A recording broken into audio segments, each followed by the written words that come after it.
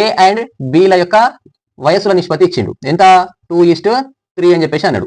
And 8 సంవత్సరాల క్రితం ఏ యొక్క వయసు, ఇది ప్రజెంట్ లో ఇక్కడ ఉన్నాం, బ్యాక్ సైడ్ వస్తే మనకు పాస్ట్ ఇయర్స్ అవుతాయి అండ్ అటు పోతే ఫ్యూచర్ అవుతుంది కాబట్టి క్రితం అన్నాడు కాబట్టి 8 సంవత్సరాల క్రితం అంటే ఇగో ఇట అతను 20 సంవత్సరాలు ఉన్నాడు ఏ అనే అతను.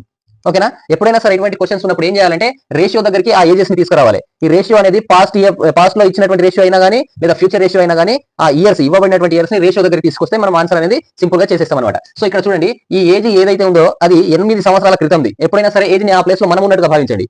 ఓకేనా? 8 సంవత్సరాల క్రితం నా వయసు 20 సంవత్సరాలు అయితే ప్రజెంట్ నా వయసు ఏమవుతుంది? 8 సంవత్సరాల క్రితం అన్న అప్పుడు 20 ఉంది, ప్రజెంట్ కి రావాలంటే 8 కలపాలి నాకు. కాబట్టి ప్రస్తుతానికి నా ఏజ్ అనేది 28 అవుతుంది, అంతే కదా? సో ప్రస్తుతం ఏ యొక్క ఏజ్ 20 ఇయర్స్ అవుతుంది అనమాట. రైట్? సో ఈ 2 అనేది 28 కావాలంటే ఇంటూ 14 చేస్తాం కదా. ఓకేనా? ఇంటూ 14 చేస్తాం కాబట్టి, అలాగే బి యొక్క ప్రస్తుత ఏజ్ అడిగింది కాబట్టి దీన్ని కూడా 14 తోటి మల్టిప్లై చేయండి, సరిపోతుంది, ఆన్సర్ వచ్చేస్తుంది. ఇంటూ 14 చేసాం అనుకో 3 14